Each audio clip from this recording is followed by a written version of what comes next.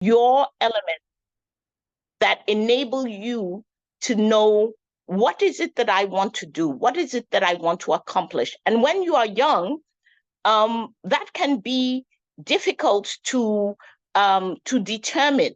So it is also something, your mission, and your mission especially, is something that may evolve with time, but it is important to define it and to really uh, um, question yourself.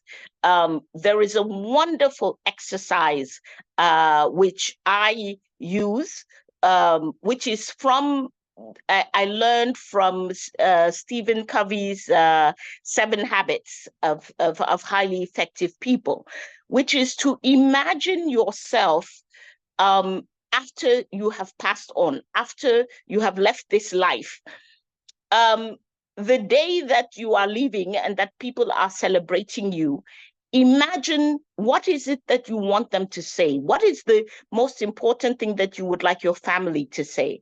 What is the most important thing that you would like your community to say about you? What is it that you would like your business to say about you? If you do this exercise, you will probably identify the things that are most important to you, the things that you feel really are the key things that you must accomplish in life. And once you put yourself on that mission, it then guides you throughout. It is also important to define your values. Throughout life, you will get things that will tend to take you off your path. Sometimes it will be obstacles in life because you've decided to be an entrepreneur, you've decided to grow your business, and then you can't get the financing for it, or you can't get access to a market, or sometimes it is people. So you say, I want to be an entrepreneur. And somebody says, look, you're kidding yourself with this entrepreneur business. You're not going to make it, and so on. Come and work for me. It's much better for you to work for me. So you will have so many things that will take you off your path. You need to find your mission, and you need to define your values. What are the lines that you will not cross? All of us can say very easily, oh, I'm a person of integrity, I'm somebody who is, honest and true. But you have to ask yourself, the day, for example, that happened to me early in my business, where we were really struggling, we were really poor, and we had not paid our electricity bill. And the day I figured out a line in my integrity was when the people came to cut off the electricity. And the guy pulled me to the side and he's like, look, if you give me, 5,000 francs, 5,000 francs is the equivalent of about $10. He said, if you give me $10, I'll let you go, and you can continue. And I said to myself, okay, if I have integrity, if I'm honest, what do I do in this moment? And contrary to the opinion of my staff on that day, I let them cut off the electricity and sent everybody home and said, look, come back on Monday, and I will have figured it out over the weekend. Because you have to figure out the lines that you will not cross. It's easy to say, I'm not corrupt, and you're only looking at the big minister or big official who, steals millions of dollars of government money. But if you are not corrupt, then you also are finding ways not to participate in the corruption that is ongoing in your country. And that will mean making sacrifices. It will mean that your things get done maybe a little bit slower. It may mean that there is an opportunity which is not accessible to you.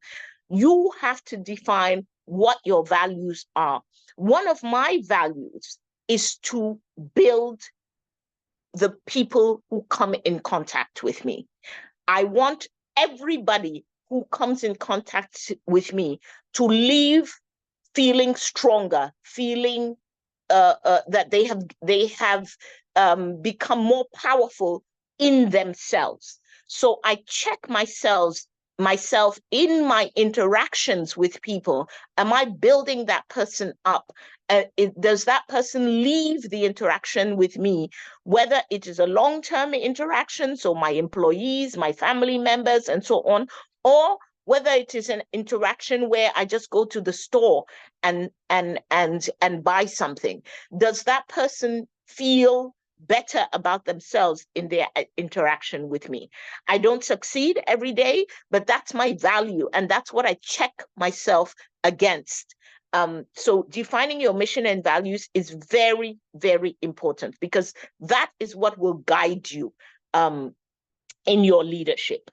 2, if you are an entrepreneur, build a profitable business. I get young entrepreneurs who come to me all the time, and they have a great idea, and they tell me, oh, this product, it's going to be so wonderful. I had a group of young women come to me recently, and they had developed some natural products based on Cameroonian fruits and vegetables. They had developed some natural cosmetic products, and I thought, wonderful, great idea. But when I started asking them, the cosmetic business is one of the most competitive businesses in the world. Using natural products people have been doing this for 20, 30, maybe more years now. So how are you going to penetrate the market? What is your added value in comparison to what is already in the market in that same space that you are in? How are you going to address competitors who are much bigger and better resourced than you are? And I discovered that they hadn't thought about it at all. I believe that I started my business in my father's dining room. So I believe that as a small business, you can start with what you have and make yourself competitive on even a global stage. But you have to think about it. It does not happen automatically. You have to you have to work on it. You have to figure it out. So number 1, build a profitable business, because if you don't build a business, that's your core. If you say you are an entrepreneur, the core on which you stand is your business. So you have to build your business, and that will enable you to do all the other things that you want to do. A third element is integrate your values into your day-to-day business. I believe in integrity. It is integrated into my business on a day-to-day basis, within systems, within how we train people, within how we do business with our customers. We have, I believe in Africa's youth and its women. So we have recruitment policies, training policies that enable us to recruit young women and to recruit youth, so that within my business, I'm living my mission, I'm living my values within my business. We are a business that says that we believe in Africa. We believe African expertise can change the world. So when we are an African firm that works almost exclusively with organizations that are in Europe and in the United States. We are bringing our African expertise to the table, and with our clients who are not African, we are educating them on the importance of using African expertise on their business. We are proving by going above and beyond in the way that we deliver our services that African expertise is just as good and maybe sometimes better than expertise coming from anywhere else in the world. So you need to integrate your values into your day-to-day business. And when and I would say it's a little bit of a step by step. And when you have, you feel like, okay, my business is doing quite well, or at least it's on track, then you can move, because now you have a name, now you have a business that is known, now you're recognized for your expertise or for your product or for whatever it is that you're putting onto the market. You can begin to expand. I expanded by becoming members for over 15 years. I was on the executive board of the Cameroon American Chamber of Commerce. And that enabled me to influence, to take my power as an entrepreneur and to influence the way business is done within Cameroon. It enabled us to interact with government, so I could influence government. We could have exchanges with them and talk about what kind of policies were needed for the business community, to talk about, what kind of infrastructure was needed for the business community. So once you have established yourself as an entrepreneur, you can become a part of associations, business associations that influence the way business is done on our continent. This is part of governance. This is part of making the country better. You can influence your community. What I did, I'm an entrepreneur. We train on entrepreneurship. We then started doing programs with our communities where we trained, I think we've trained over 3,000 entrepreneurs within our community. We have trained over 500 women entrepreneurs throughout the country in Cameroon. So you can now use what you have as a business to be able to influence your community. And I cannot tell you a lie, my business led me to politics. And I think the kind of politician that I am, who is focused on our people, who is focused on our communities and strengthening them, but who is also focused on performance, on how we build our governance systems, how it is that government can deliver services, how it is that we are accountable to citizens. That is coming from my entrepreneurial background. It is coming from the experience within my business.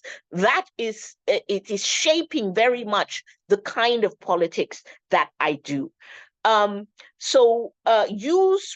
you have established your business, you can really use it to influence community, to influence young people, to talk to young people like I'm talking to you today, to say, don't all leave Africa, please. We need you. And we really need you to build this continent. We cannot all leave. And we are not very welcome where we are going. So it's important for us to stay and to figure it out. And in the face of challenges, finally, I will say, there will be challenges. There will be changes, things that you did not expect. Look at COVID and how, from one day to the next, within strategies, we are a company that our whole livelihood depends on traveling, depends on large gatherings. We facilitate conferences of 100, 300 people, 500 people. Depends on, us being able, we are always in airplanes. And from one day to the next, we were not able to do that anymore. And we had to take our business completely online. And we did that within 1 week. I don't think anybody could have imagined that we could have done that. We did that within 1 week, and we were able to guide our clients. We turned it into a service. We were able to make money out of the fact that we could guide our clients on how to navigate this moment where everything had to be done online. So there will be challenges, there will be changes, there will be contradictions. Africa is difficult, and I wish so much for you. you all are my children. I'm 59 years old.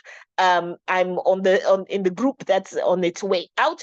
I wish, my biggest wish and what I work for every day is that we leave you a much better continent, that we do better by you. We are not doing well by you. And I hold myself and my peers accountable for that every day and say, we must build a better continent, better laws, better governance, better infrastructure, better opportunity for our young people. That is clear, that your environment is tough, but I did it in this tough environment.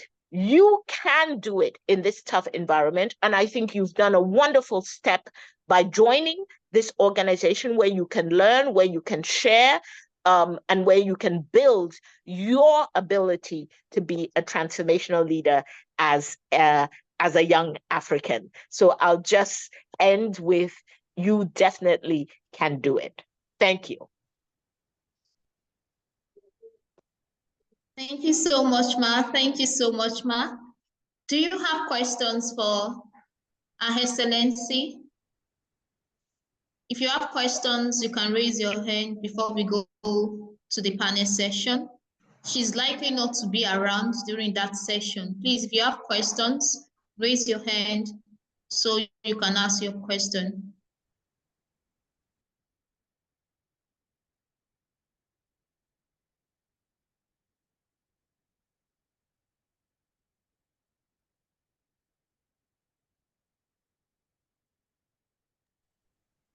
Okay, she's likely not to be around during the panel session. If you have questions, this is the best time to ask. Thank you so much, Doctor. When you were teaching, I wrote down some things. I jotted some things.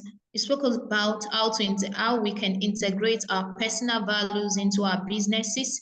So building a responsible business enterprise starts from us. It starts from us having that core values that we want to inculcate into our businesses. So as individuals, those are the things that we should focus on. We should focus on building ourselves so that we can build responsible and productive business enterprises. You also spoke about recruiting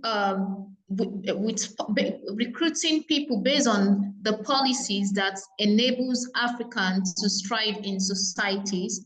And you spoke about the importance of focusing on performance.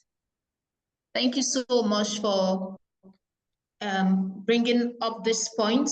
We'll discuss this further in the panel session. We have Dr. Marcia from US, who will be shedding more light on how we can utilize certain strategies to promote transformational leadership and responsible entrepreneurship in Africa. Dr. Makawela, we are honored to have you here, and we do not take your presence for granted. We are looking forward to having you in the physical conference in Nigeria. That is, if you are available. So we'll start planning towards it. However, if you are not available,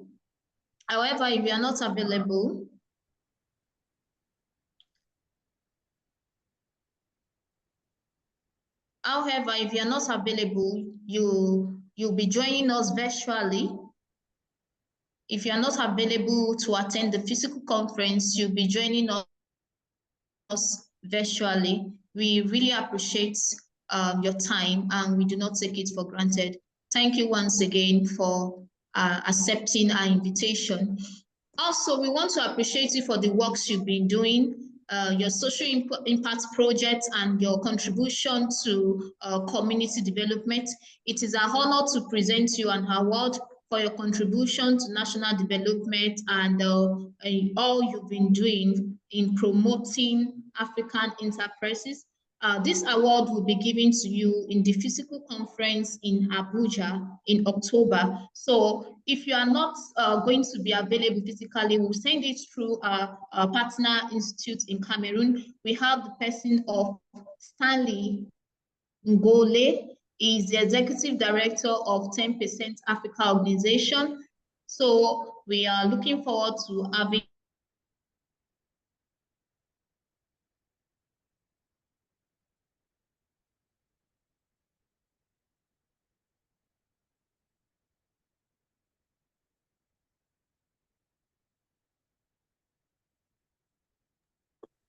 Am I the only one who can no longer hear Esther? No, I can't hear either. She's coming in on another line. Okay. Okay. Okay.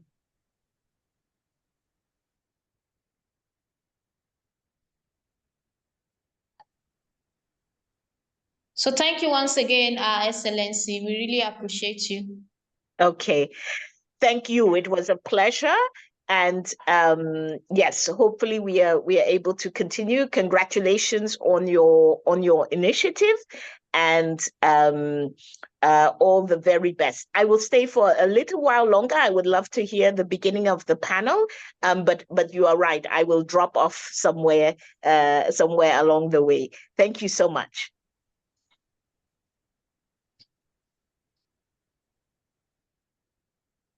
Thank you. All right, we have Dr. Marcia Ronite Whitaker, all the way from US. She's an award-winning international speaker. She's a physician, and she's the executive director of Boss Life Initiative in United States of America. She has been a great help in all our projects here in Nigeria, especially in the aspect of leadership development. So Dr. Marcia would do a short presentation on the theme of this webinar before we go fully into the panel discussion.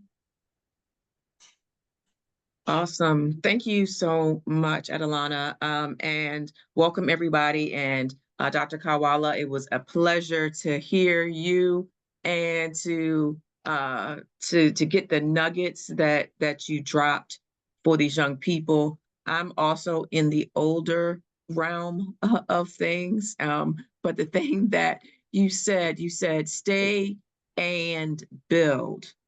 All right, stay and build. And so those are, it's a short sentence, but it's a powerful concept. And so as I share my screen, what I want to do is I want to talk about transformational leadership, just to make sure that we are all on the same page. And right now I'm looking to see where my slides are. Let's see here.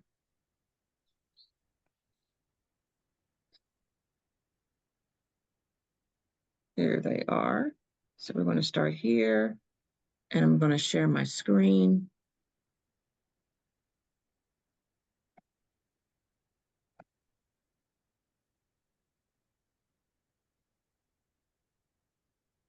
All right. So the title of my message today is that these are the transformational truths that transcend continents.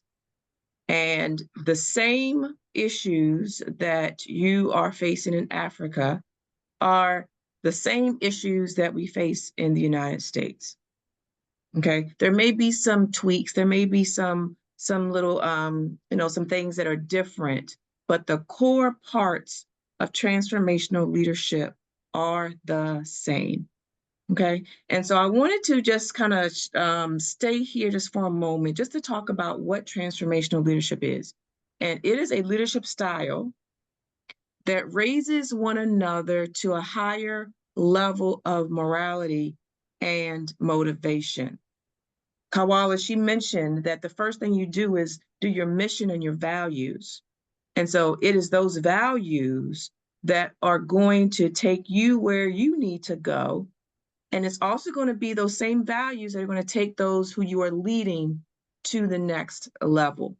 And so when we talk about these transformational leaders, what they do is that they use their vision. Okay, I want everybody to say vision. Okay, they use their vision and their personality, okay, the things that are inherent, right? We're not saying go and get a business degree. We're saying you start with what it is that you have within you, your vision and your personality. And what you do is that now you inspire and motivate your team. You shape their expectations. And through that, you empower them to use their talents to achieve great things. I heard Wallah, she said she believes that the African people, right, that you are better, if the same or even better than those in the other countries in terms of your ideas, in terms of your innovation. And it's up to you as that transformational leader to inspire that confidence, inspire those gifts to come out, and to inspire the project to go forward. And so what I want to say is that the transformational leaders change the atmosphere. They change what is expected. Transformational leaders do multiplication instead of addition. Okay? Instead of 2 + 2, transformational leaders operate in 2 × 2. Okay? You're changing, you're using the resources, everyone's bringing what they have to the table, but it's the transformational leader's job now to multiply and to elevate the gifts and talents and strategies that have been brought to the table. Okay?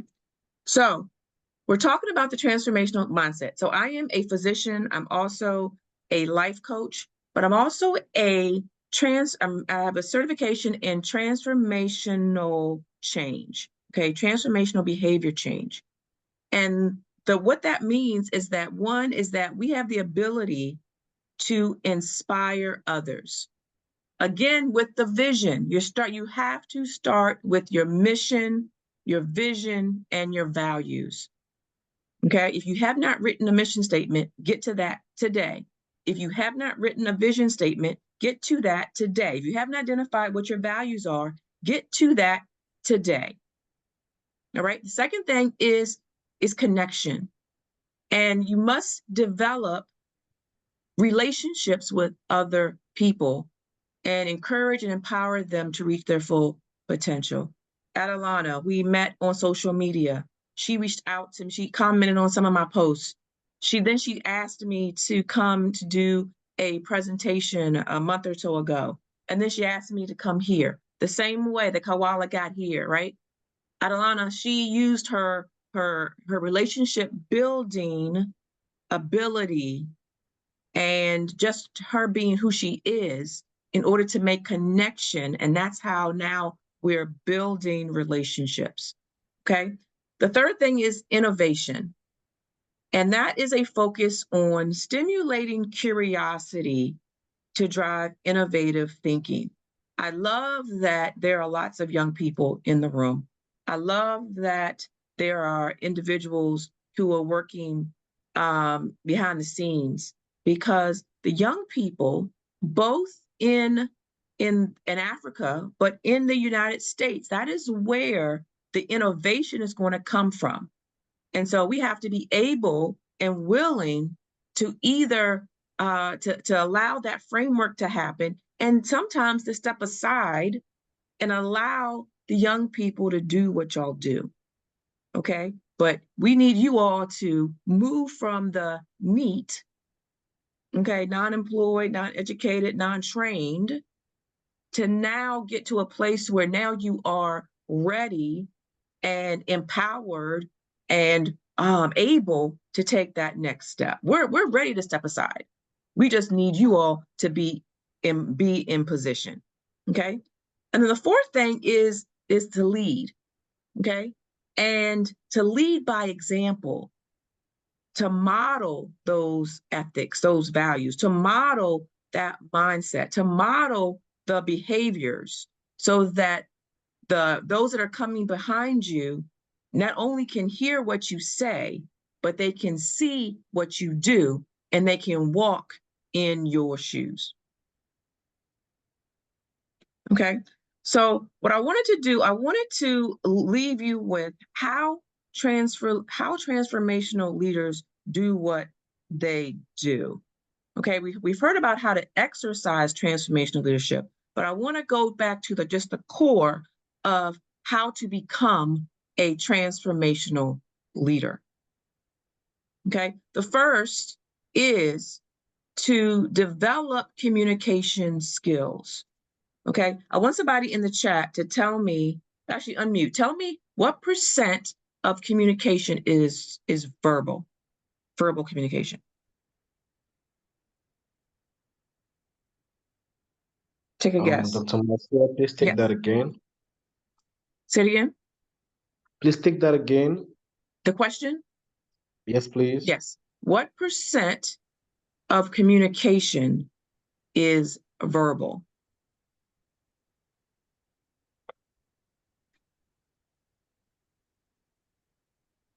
And Adelana, I'm not sure if I can see the chat. Can you tell me what's there? You can also unmute. Just gonna just say it. Just speak it out. 7%. Said 7?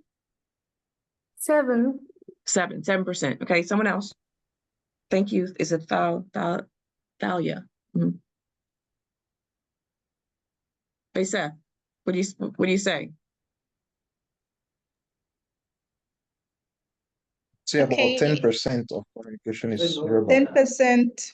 10%. Okay, so it's more like 15%, but you're in the same.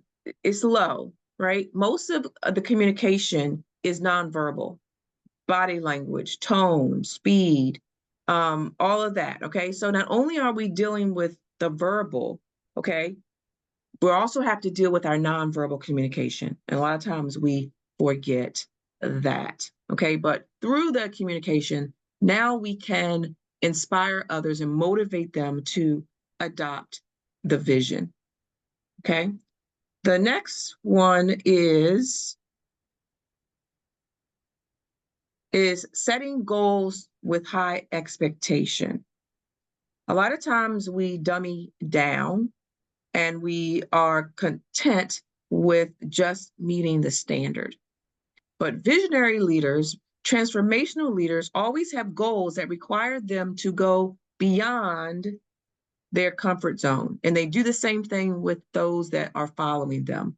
And so the tidbit is to learn to identify goals that are difficult, but are achievable, and that you are setting high expectations, not only for yourself, but for the people around you. The third one is to be accountable. Remain accountable for your decisions and your actions, even if it doesn't go the way you want it to go.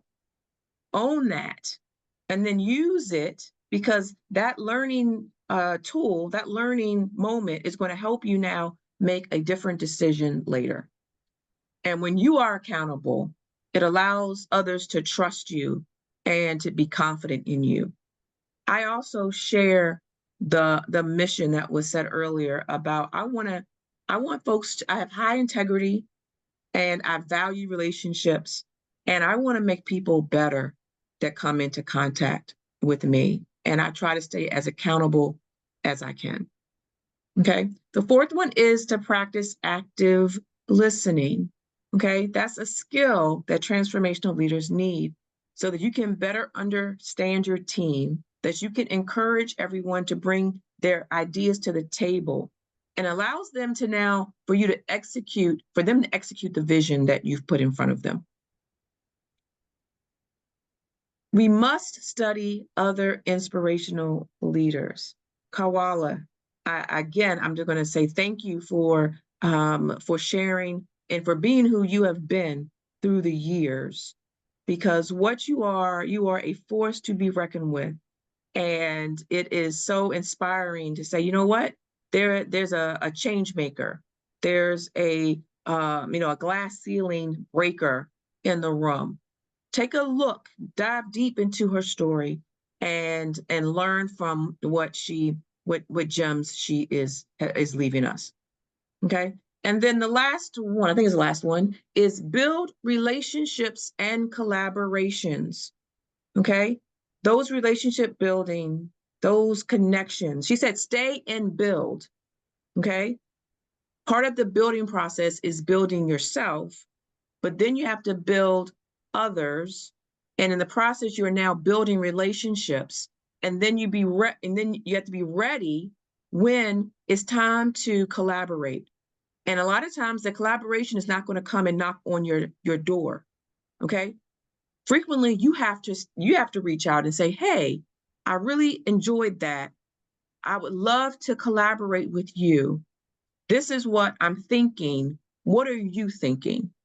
Okay. Whether that is networking, just getting into these rooms. She's also said, join partnerships, join, partner, and build. Okay. Get into some of these networking groups and other collaborations or, rooms, so that you never know when that connection is going to lead to something else. Okay. And so with that, I am going to close and give the mic back to Adelana. Thank you so much. Thank you so much, Dr. Marcia. Thank you so much. All right. We have Mr. Sterling Gole from Cameroon. He's going to join you in the panel session. Sterling Gole is a leadership coach, is a business expert, and he's also a Pan-African social entrepreneur. So he understands the terrain of Africa and how business works in Africa. He is focused on grassroots social development, and his philosophy is built on contributing 10% of our skills, our energy, our money to community development. That's why he wrote The Economy of Bliss, a memo dedicated to promoting this philosophy of contributing 10%, giving back 10% to society. So he's going to join you in this session. Earlier, you spoke about collaboration and building relationship. So, Dr. Marcia, what opportunities are available in the international community? What are those opportunities that African youth can leverage on to promote social innovation in Africa? Yeah, so thank you for the question. And I'm going to say that there's probably anything that you could imagine. Okay. Now there is not, at least in my sphere, there is not like a Rolodex. There's not a listing of all of the places that African youth can come over to be a part of. This is the part of the leadership piece. This is the part where you decide what you would like to work on. You know what your skill set is and how you want to add to the world. Now, from there, you go and do research. You go and you meet some people. You go and you join this group. You go and find the people who you think are a good connector, okay, or connection. And then you ask them, this is what I bring to the table. How can I get involved with XYZ? Okay, I have had probably 3 to 4 conversations in the last maybe 2 to 3 weeks, maybe 4 weeks, where I wasn't even thinking about a collaboration. I just happened to network with folks. Then somehow something triggered and I was like, hey, what about us working together? Or they said it to me. I had a conversation before I jumped in this call. Someone said, hey, this is what I'm doing. I would love for you to be a part of it. And I'm like, okay, tell me more. And I'm like, okay, I'm in. And so that's how I think a lot of the interactions and the collaborations work in the US. Thank you so much. So as African youths, we need to learn how to pitch our skills. We need to learn how to sell ourselves, tell people what we bring to the table so that they can collaborate with us. Okay. Oh, can I add one more thing? Sure, you can. You can. The other thing, and I'm going to touch on number 2, build a profitable business. You also have to get busy doing whatever it is that you're bringing to the table. Okay, you're not going to be sitting on your couch and be able to pitch someone your idea. Folks want to see you working. Okay, so get busy.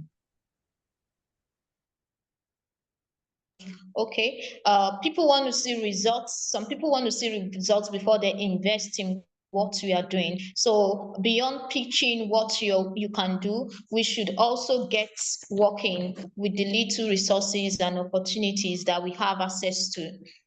All right, thank you so much. So Mr. Stanley Ngole, please, can you unmute yourself?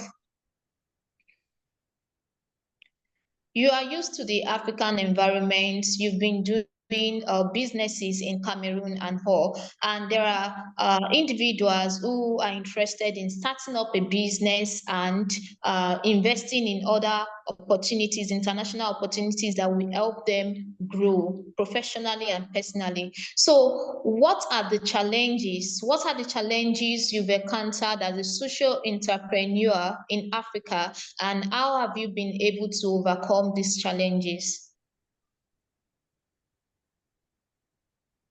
Okay, thank you, Adelana. And I'd like to commend Dr. Kawala and Dr. Wideka, first of all, for their presentations. I'm the youngest in the panel, I think. So I've done a lot of learning as well. I'm also a learner here. I think it's just a stroke of luck that I'm sharing the panel with women as powerful as these. So thank you very much, Adelana, for the opportunity. And so go back to your question. It spoke about the key challenges for promoting responsible entrepreneurship in Africa.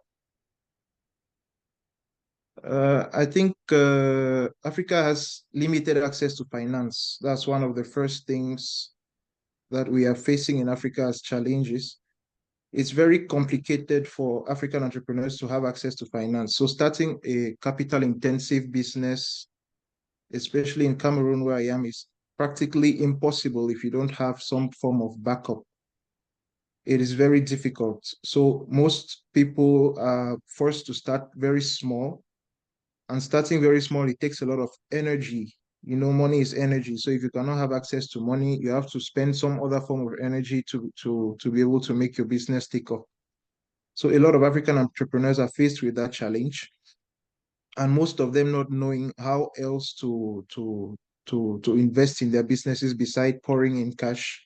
They find themselves faced with a big wall that they cannot break through. So that's why a very small percentage of African startups actually take off. So besides finances, I think there's also a lack of entrepreneurial education and mentorship. You know, in Africa, we have very few mentors. A lot of people most of our successful people here are very busy. So they don't really invest their energy and time into mentoring young people. So that's another very big challenge that young entrepreneurs face in Africa. And it's true that there are a lot of opportunities on this continent, but if you don't have some form of, like I said, some form of backup, you will not be able to seize these opportunities. So they are reserved for the, should I say, the 1%. Those who already have, they are the ones who can seize these opportunities and make more of them. So starting up becomes more of a hassle. Now, besides the challenges, I must say that there are also significant opportunities, such as, like Dr. Kawala said, the young and dynamic population in Africa, the growing markets as well, and then there's also increasing access to technology in Africa. If we can leverage these opportunities, entrepreneurs will have businesses that will not only generate profit, but also contribute to social and environmental goals and make them transformational leaders over time. Thank you, Esther. Thank you so much, Mr. Stanley. Thank you so much. All right, we are not going to take so much time in this panel discussion because of the quality of the keynote speech and the short session we had from Her Excellency Kawela and Dr. Marcia.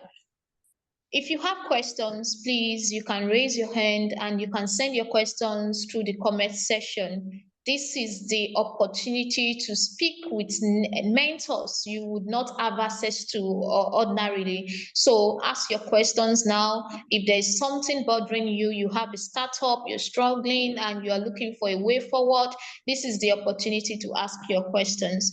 So we'll take two more questions from my hand before giving the opportunity to the audience to ask their questions.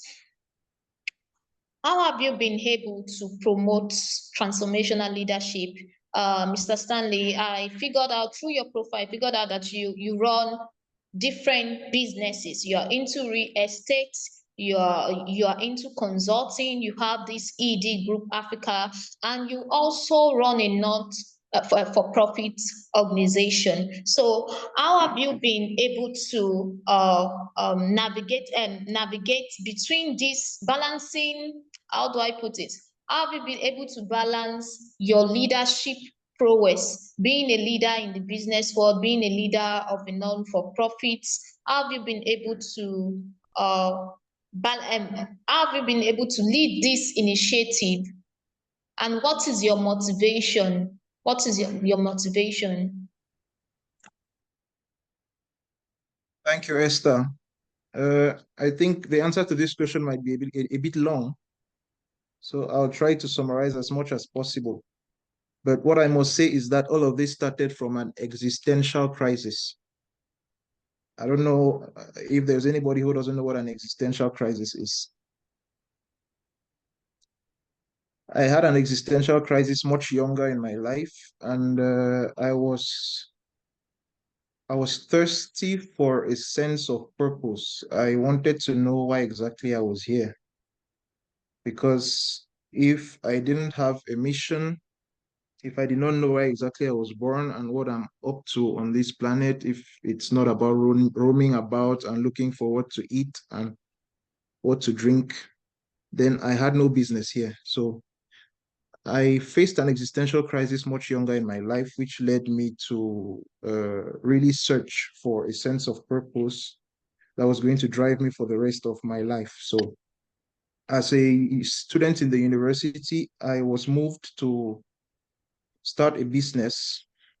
I started a pub at the university, which employed my classmates. You know, I had classmates who I was close to, but who did not have the means or the kind of means that I was lucky to have at the time to take care of their tuition and their accommodation and all of that. So I started a restaurant on borrowed funds, and I hired some of my classmates there. That was actually the ball that got a lot of things rolling. That's how the ball got rolling for a lot of things. I then created a team, and we saw another opportunity in Boya, where I attended the university. There were a lot of young artists. The entertainment industry was very young over there and vibrant. So we took advantage of this opportunity to create a platform where young artists could come and showcase their talent. So I was driven by the need to create value, to constantly create value around me. If I see something going on somewhere, what can I do to make this thing go better? Or what can I do to add a bit of value to this thing that is already going on? So I created this platform together with a strong team of young people my age. And we had artists perform on stage. Some had never performed on a stage before. And many of them today are touring the world. And most of them acknowledge that my platform contributed a great deal to, their careers today. Moving on from there, I think I was stopped by the Anglophone crisis in Cameroon because the restaurant that was funding the show had to close. So I had a break. I had a break for 1 year, during which I took the time to write my book. I'm sure I've spoken about my book to you, Esther, before. I'm sure you've read it too. I wrote this book, The Economy of Bliss, Core Values. This book is a memoir of economic philosophy, and it embodies my philosophy of life. It's like a guiding rod that tells us how to, or the core values that we need to have to operate in an economy, or what we need to do to build an economy of bliss, or a better economy where everybody is satisfied and where there's some level of inclusion. Moving on from there, I created another company. I did not let myself to be beaten by the Anglophone crisis that came and destroyed my previous activities. And, it has been one thing to the next and to the next. I think it was thanks to a mindset that I cultivated much younger, a mindset of constantly looking for the next good thing or the next big thing to do, constantly looking for where and how to create value, how to add more value to things that already exist. And this philosophy was founded by Michael Porter of Harvard University. I won't talk about it without mentioning him. So it has done a lot for me in strengthening my philosophy of life. So constantly reaching out for more value, looking for ways to improve the environment in which I live. And I think that's what has been able to permit me to juggle all the activities that I'm juggling right now. I take it as fun. It's more of fun for me than work. And in having this fun, you tend to see results popping up. So I don't really see it like work.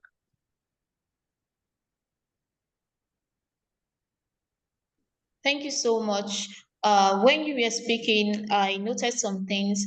All I see is leadership, leadership being expressed, and I see somebody who is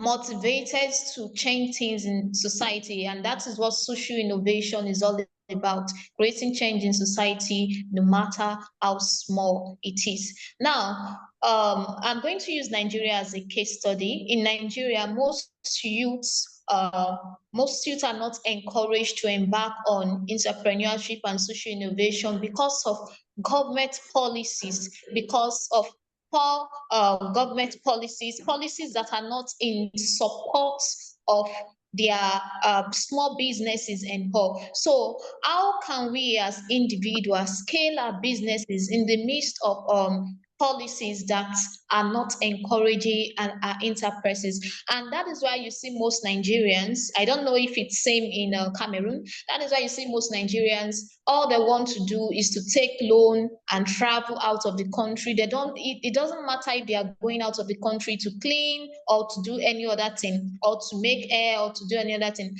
It's just because the policy is not in support of their businesses, and most of them are at startup, but at the end of the day, you see the startup folding up and all. So as individuals who are interested in building Africa, who are interested in promoting African businesses, how can we scale our businesses in the face of adversity, in the face of policies that are not encouraging?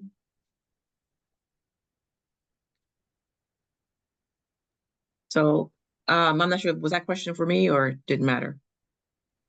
It's for Mr. Stanley, but you gotcha. can contribute to No, go it. ahead. Please take the question again, Esther.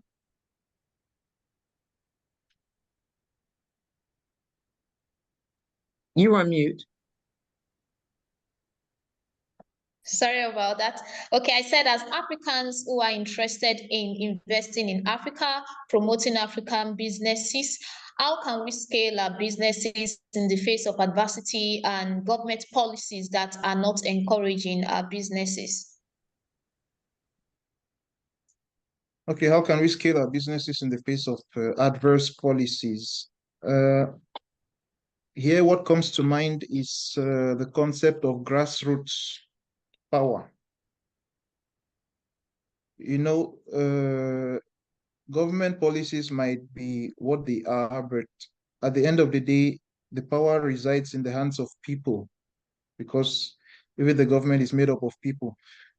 Dr. Marcia and Dr. Kawala earlier spoke about relationships. They spoke about relationships and used an example as to used your how you contacted them as an example of how relationships are built over time.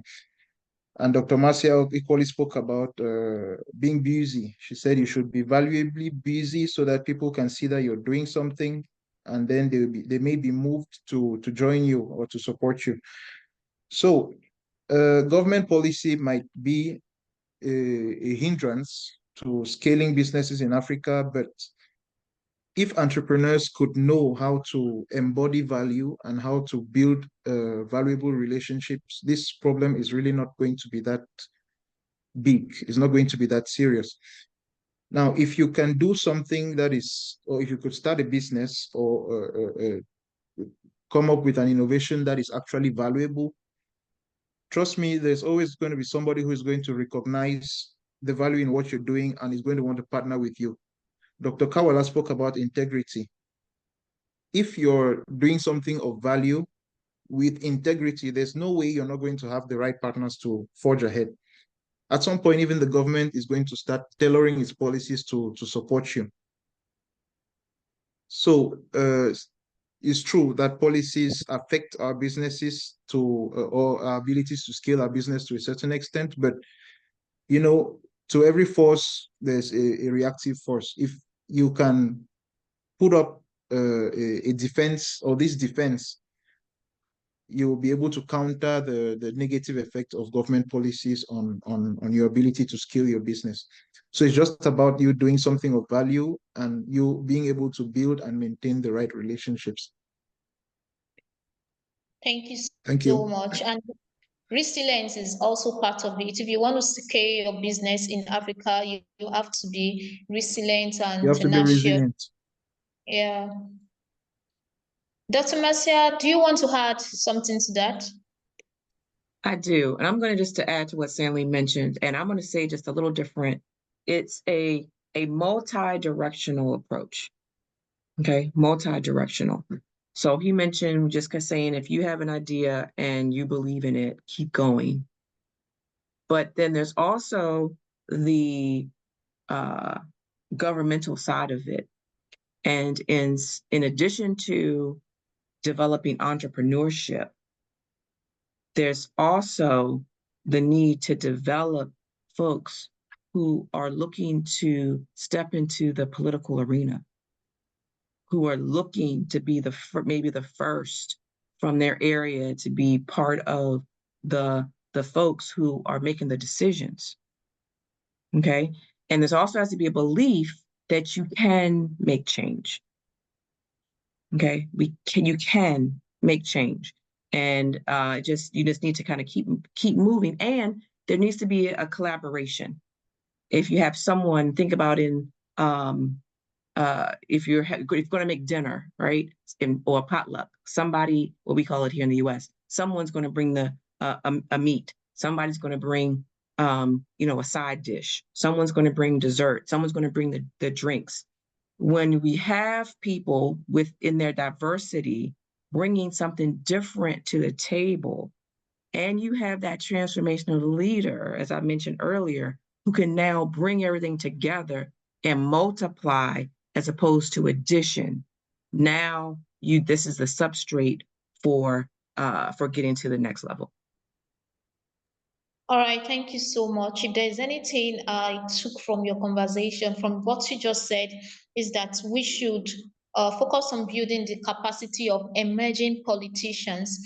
Okay, if we don't want to run in circles in Africa, if we don't want to keep struggling to build business enterprises that are folding up, and if we don't want to run around circles, we should focus on building emerging politicians.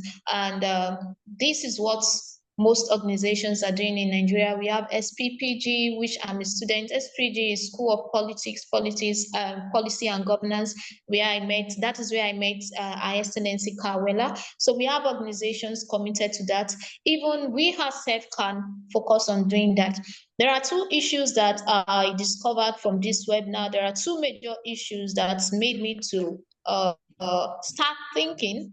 The first one is the issue of lack of access to mentorship. Lack of access to mentorship, which was raised by Mr. Stanley. He said most of these mentors are high there, and we have the mentees who don't have access to them. And if you want to have access to them, you have to pay them. You have to pay them. You have to pay them to have access to them. And most of when you finally have access to them, they might not give you what you need. And we also have issues of unserious mentees, mentees who take access for granted. But what can we do as innovators in society? What can we do to create an environment where people will have access to mentors? Mr. Stanley, you can answer these questions. I don't know, Her Excellency, please, you can also help us answer this question, because this is a major issue. How can we create an environment where people will have access to unlimited counsel from mentors?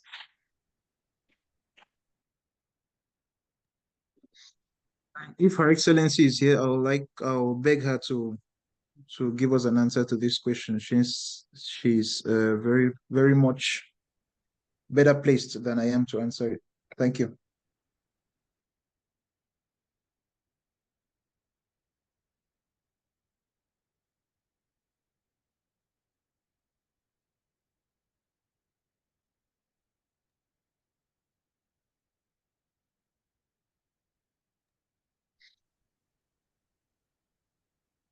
Okay, maybe I should take the question again. One of the major challenges in Africa, using Cameroon as a case study, is the lack of access to mentors. So how can we create an enabling environment where we have this mentor-mentee relationship in Africa? What can we do? What can we do? Should we start in not-for-profits which that allocate mentees to mentors? Well, since Her Excellency Wallah is not available, I think I'll attempt to answer. One of the ways I think we can enable a mentor-mentee relationship in Cameroon, especially, is if we create more avenues for people to associate together. You know, very few people understand the importance of being in associations that are bringing something to society. And it's mostly in these associations that you find people who are relevant, people who can mentor you in whatever domain or activity you're invested in. So take, for example, regular community associations. In a community, you're going to find people of various calibers, people of various backgrounds and stuff. So if you're already involved in your local community, let's say in your neighborhood, if you're very involved there, you might have a neighbor who is somebody doing something, somebody who can mentor you in a particular domain. If he sees that you're an active member of the local association or the local organization of your neighborhood, he's going to definitely pick an interest in you and take you seriously whenever you maybe ask him for a mentorship or a favor, to ask him to mentor you, or excuse me. So I think the answer to this question lies in our ability to be able to be active, like Dr. Marcia said. Always be active, be doing something, be busy, not unnecessarily busy, of course, be valuably busy. And it's going to be very easy for you to have access to a mentor. I'll take myself as an example. It's true that I've never really had mentors in my life. There's no one single person that I look up to as a mentor, but a lot of people have mentored me in a small way at some point in my life. And that's because most of the time they are the ones who picked an interest in me, and they made themselves available to me because they saw one vibrant, busy guy who is always up to something, passionate and doing something good, or looking for the next good thing he can do for his society. And then most of the time I got this mentorship for free. And then along the line, I got to build myself a very good network of people of value who today I can easily call to help me facilitate various things, especially in business. So I think if I'm not being should I say overzealous, I think I'm a good example of somebody who made themselves available to be mentored. And today I am benefiting from those the advantages of this, of putting myself in that space today, especially in business, both in business and in my personal life. Thank you. All right, thank you so much. Okay, I would say, in addition to what Mr. Stanley has said, I would say, don't just go looking for mentors. Build something. Build something. Don't just go looking for mentors. Tend your own garden. When you tend your garden, you see people who would pick interest in you, because when you have nothing to offer, okay, just imagine you're looking for access to somebody. When you have nothing to offer, you won't be able to sustain that relationship. So if you want to sustain your relationship with your mentors, you have to have something to offer, be valuable, have something to offer. And secondly, join professional organizations. If you are a writer, you can join Association of Cameroon Writers. If you are an architect, join those organizations. If you're interested in politics, join political groups. We have Cameroon People's Party. We have different organizations you can join. And when you get there, serve. One of the key to having access to free mentorship is being available to serve. When you serve, you have access to people who would bring you into their circle, and that is the fastest way of growing in your profession. Thank you so much. We've spent so much time here. Okay, someone said in the comment section, we have Shia Bande from Nigeria. He said we can have access to mentors by changing our values. Okay. Okay, please, I maybe I don't understand that particular statement. You can rewrite it. So we are going to give opportunity for people to ask questions. If you have a question, raise your hand. Let's take your question.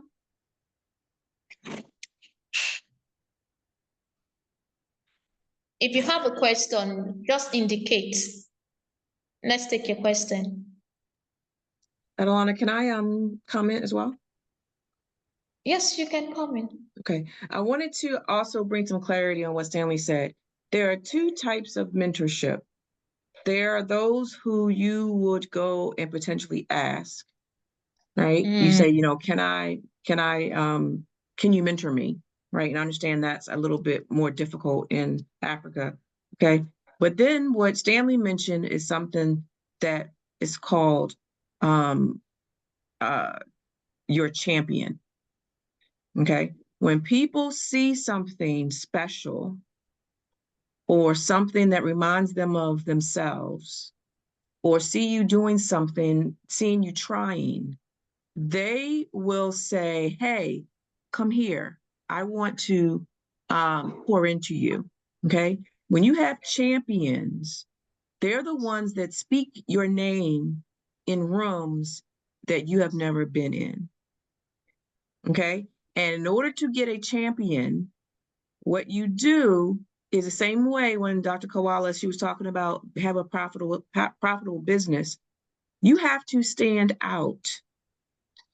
You can't do the minimum. You can't just do what everybody else is doing. Join those associations, and you may have to spend some money. Okay. Yeah.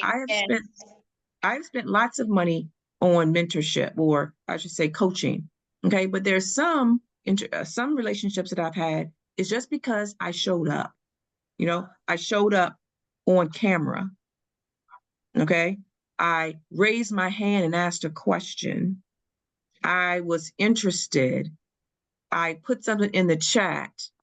I asked if, hey, can I contact you after this? I was proactive in what it is I was doing. Okay, so I'll leave it there. Thank you. All right, thank you, Dr. Mercia. So if you are somebody looking for mentors, these are the things you should do. Be ready to pay the price. Be ready to pay the price. Your money would go, your time would go, your energy would go. These are the prices you have to pay. And according to what Dr. Mercia said, be proactive. Always show up. Don't go into an organization without doing anything. Don't go into an organization without being valuable. So we have a question from Carol from it said this question is for Dr. Marcia. What can you tell young Africans who are desperate to leave the shores of their countries because they feel the economy is unfavorable to them to focus on solving their societal problem rather than running from the problem? So what do you have for desperate Africans who want to leave the shore of Africa because the society is, the environment is unfavorable to them, and instead of focusing on solving societal problems, they feel, okay, the best bet for me is just to run away? Yeah. So thank you for the question. And I understand, I hear you. I hear the desperation. I hear the need to move. But in that, I never recommend running away, because when you run, you do not deal with the actual situation. And the thing that I would, the visuals, so you see someone running away, trying to get away, right? The other end of the spectrum is you having something that you've worked on that brings value. And now you are able to offer it in exchange for something, in exchange for an internship, in exchange for money, in exchange for mentorship, right? And so the running piece says, you know what, there's something I need to work on. And the US, I can only speak for because I'm here, right? But other countries that you're trying to go to, there are other problems that you're going to have to face when you get there. And you're going to need to be successful dealing with some of those problems. Life is going to cause challenges. Regardless, anybody who wants to be an entrepreneur, guess what? There are going to be challenges.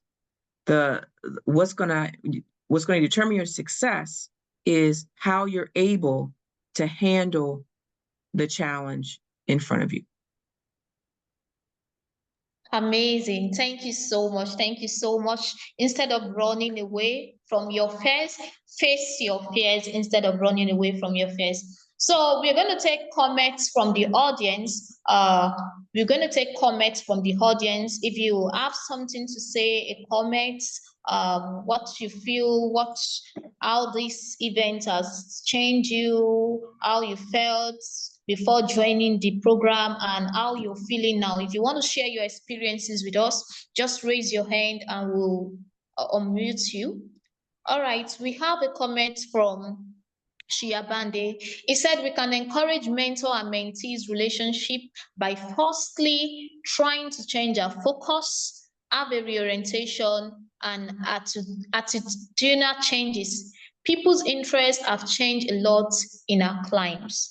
And we have a question from Siri Pamela. Okay. She said, my question is, how can we get into organizations when we are less qualified? Wow. Some organization requires people with experience, and being a student, how can we undo that? Mr. Stanley, you can help us answer this question.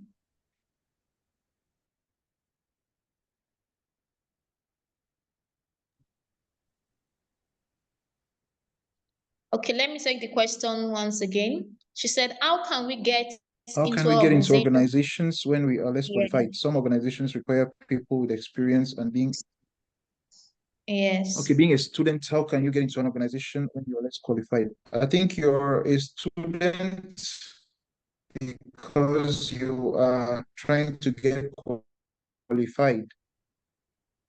Now, somebody that I know personally, you know, one of the biggest organizations in Cameroon is the Port Authority in Douala.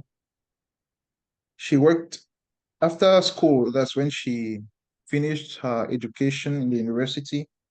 She went to this place and she began, you know, she had no contract with them, but she was showing up there every day. She dropped an application for work. She wasn't taken. But then she kept going there and assisting and rendering services, you know, activities at the port. There are a lot of small services that people need to run around and stuff like that. This is just an example. I'm not saying you should copy it, but it can inspire you to, you know, develop other ideas. She was very involved in the activities of this organization from a low level. She began working with low-level staff, and then slowly she became noticed even by the people at intermediary level. And then at some point, you know, the top-level management begin to ask, who is this girl? What is she doing here? She has been turning around here for 2 years. At the same time, she was doing a master's in a private university in Douala. So when she didn't have classes, she was always at the port. Guess what?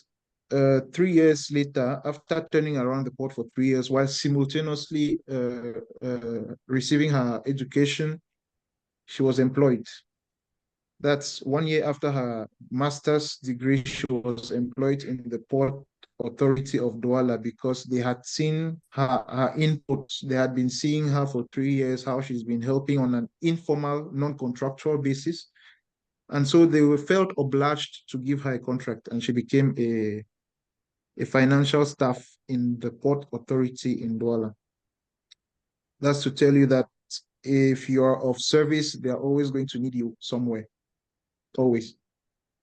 Thank you so much for that real life experience. It's so inspiring. So one of the ways of getting into sectors, getting into circles that you are interested in is to volunteer. Learn to offer your skills for free. Learn to serve. If you see somebody that inspires you so much, do not hide yourself. Go meet the person and tell the person that you are willing to offer your skills for free. You know, these days, youth are all about fast money. Once they learn how to design graphic online, the next thing is to start telling you, oh, I'm designing my graphic for this particular amount. And even if you tell them to beat the amounts down, they won't. So instead of fixing a price to that particular skill, go and look for somebody to serve. If you're looking into going into oil and gas sector, look for somebody in that sector to serve. Even as you are building your skills, even as you are getting more certifications and degrees, go look for somebody to serve. Thank you so much for that real life experience. So we have another question from Eileen Isaac. Eileen Isaac, I guess she's from Nigeria. My question is based on building profitable business. Does business include only physical products? Secondly, what are the growth strategies to stay and build effectively and efficiently? So this question is directed to Dr. Marcia. She said, Yeah. So the first question is a profitable business only physical products? And I'm going to say no. Okay. So I am a life coach. Okay. I'm a life and business coach. And so what I do is I sell coaching, which is a service. Okay.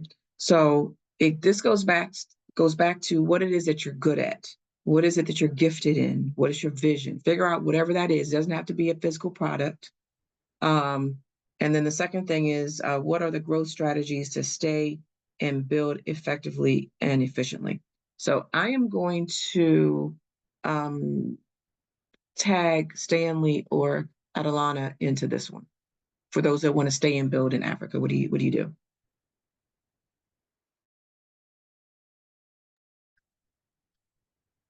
I'll attempt it. Thank you, Dr. Marcia. What are the growth strategies to stay in Africa and build effectively and efficiently? Helen Isaac, what our advice is that you gravitate towards people who are doing something. Because most of the time when we want to leave Africa, it's because the environment in which we are is not, it doesn't permit you to grow or to do something. Maybe it's not about you sometimes. Sometimes it's because the environment or the people you surround yourself with are really not helping you to do something or to scale up what you're doing. So if your entourage is not progressive, let me call it that way, if your entourage is causing you to be stagnant and to be seeing life from a certain perspective, then maybe you need to change your circle, because there are other people, trust me, who do not want to leave Africa. And there's a good reason, or there are good reasons why they don't want to leave Africa. It's probably because they are doing something good out here.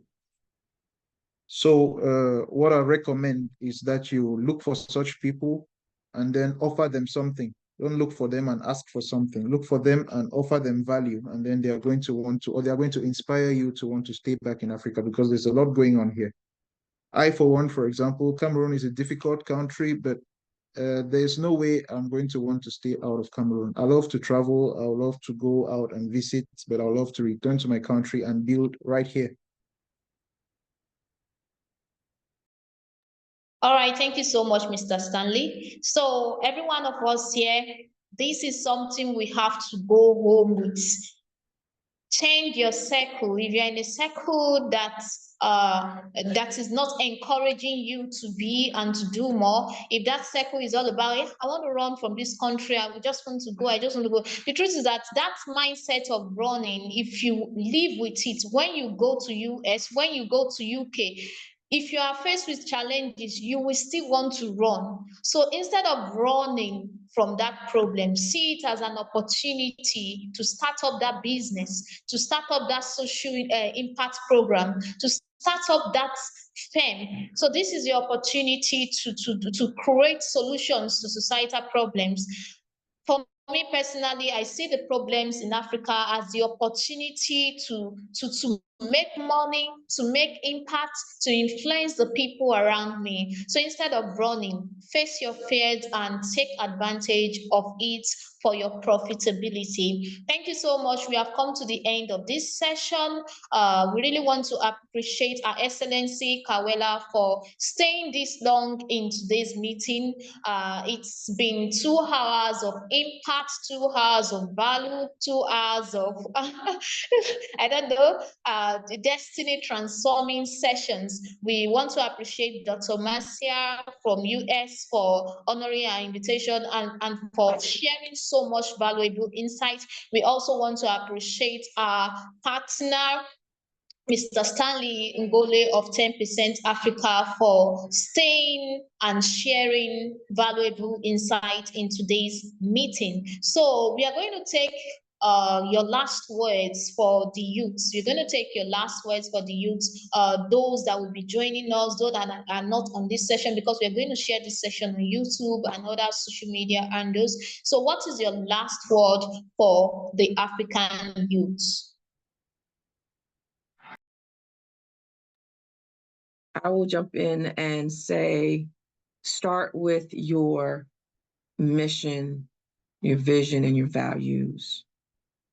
Start building and create, as you are walking as a transformational leader, to change the challenge into something creative that's going to help you forward your business. Thank you so much, Dr. Marcia. One of the things that inspired me so much is that you live your talk. We've seen the things that you're doing, and it's so inspiring. Thank you so much. So, Mr. Stanley, what's your final word for the African youths? Thank you, Esther.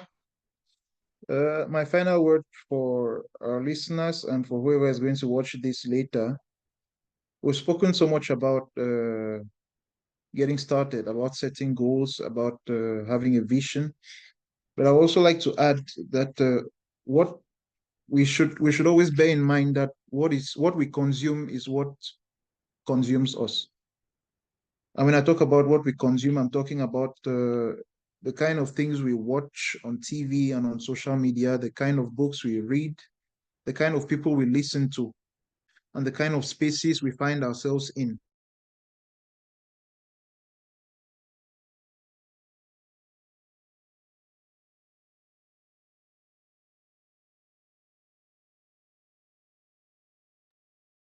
Is it just me, we can't hear him? No, I think he froze. Okay, maybe there's a glitch because of network or something. All right. Okay, thank you so much.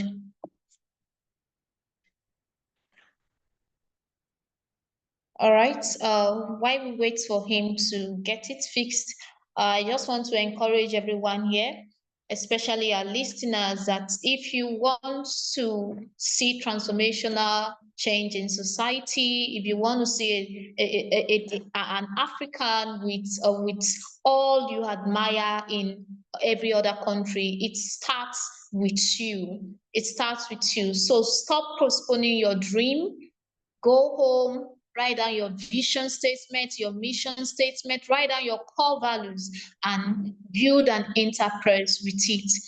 Build an enterprise with it. Live a life of impact. There is no way you live a life of impact without making profits from it. In fact, one thing about social entrepreneurship is that it gives you the opportunity to impact the society while making money. You are giving out value at the same time you are making money from such opportunity. I want to appreciate our speakers once again, our keynote speaker, our Excellency Kawela. I don't know if she's still online, if there's anything she would want to say to the audience. Is there a final word you would want to say to the audience?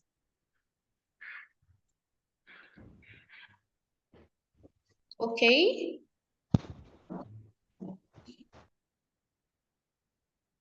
All right. She's a I'm very sorry, I don't know busy what. person. All right, no problem. No problem. Our Excellency is a very busy person. She joined this meeting from another meeting, so maybe she's occupied with another activity. So, Mr. Stanley, give your final word as we come to the end of today's program. Yeah, I was saying we usually don't pay attention to the fact that the things that we consume on a daily basis also in turn go on to create the person that we are, the individual that we become over time. So we should be very careful with the kind of things we watch on social media, the kind of things we read, and we should make sure to read. The problem is, what do we read? So the kind of relationships we keep, all of these things are what contribute to forge the person that we become, and it's this person that we become that we contribute to the society where we live. So if we complain about Africa being bad and Cameroon being so difficult, or Nigeria government policies being so complex and unfriendly, we should also ask ourselves what we are contributing to this difficult society in which we live. I know it's a cliche that we've been hearing for so long, but it makes all the sense in the world. From your little angle, what are you doing? I remember when Her Excellency Kawala was running for elections in Cameroon, she usually took youths, hundreds of youths, and went to the streets, and they were sweeping the streets. I think this is a strong message that she was passing to the youths. I don't know how many youths got that message, but it was extremely powerful. And if we could get the meaning of the message, then it will actually change a lot in our lives. It's going to make life very easy for us, knowing how to serve and when to serve or where to serve. Thank you. Thank you so much, Mr. Stanley. Thank you so much. All right, I'll leave you with this final word. As an African youth, we have to focus on leveraging on problems to create solutions in society. We have to build alliances, build network with people in Nigeria, people in the other continents, build network with people all over the world, and always promote initiative that promotes African investments. In fact, invest in African businesses. Be African, start up that business in Africa so that you can extend it to other countries. We see we see that from that of our Excellency Kawela. She promotes Africans by offering by offering expert services to people in US, people in Canada. So you can leverage on the problems around you to create solutions in society. And finally, learn to be valuable. Do not allow the problem around you to overwhelm you. See, one of the things I tell myself always is that problems are opportunities. If I'm in a place and I'm not seeing any challenges, I feel that's not the right place for me to be, because I see money in challenges, I see opportunities in challenges. So instead of running away from those challenges, leverage on it as your opportunity to make impact and to make profits. All right, thank you so much everyone for joining today's webinar. According to our plan, we are supposed to be in Cameroon today at the University of Boya. Fortunately, the meeting was moved to October, and it's going to hold in Abuja on 12th of October. So we are looking forward to having you. Kawela will be joining us virtually, and we'll have some of our colleagues from Cameroon join us in Nigeria, and those who won't be available to travel will be joining us virtually. So if you've gained so much value from today's program, I want you to comment. I want you to share this opportunity with people outside there. The flyer is available. The date has been fixed already. That's International Leadership Summit and Award is holding in Abuja on 12th of October 2024. So if you gain so much value from this webinar, I want you to share it with your contacts, share it on your social media platform, tell people what you learned from our Excellency Kawela, what you learned from Dr. Marcia, what you learned from Mr. Stanley, and go home and work with these lessons. Go home and work with these lessons instead of just keeping it under and taking notes and keeping it under your table and all. Go home and work with these lessons. The business initiative you've been inspired to start it now. That social initiative you've been inspired to start it now, and be the change you want to see in society. Be that transformational leader, be that responsible entrepreneur, be that social innovator. The problems you're seeing around you, you can think of solutions that are out of the world, solutions that you've never seen before. Start thinking about it. Leverage on technology to improvise solutions to the problems in Africa. And you will see that the world you are running to meet would shine their light on you, would come to you by themselves. So instead of running away, be the change in that society. And you will see people coming to you for counsel. Nations will start coming to you. Nations will start coming to you to seek counsel, to seek opportunities, and to leverage on those solutions you've provided. Thank you, everyone. Thank you. Thank you. Thank you, Esther. Thank you, Dr. Marcia. Thank you so much. I'll Thank you, inbox you. Okay, and thank you, Esther. I really appreciate it. Have a great day. Great job. Have a great day too. Thanks.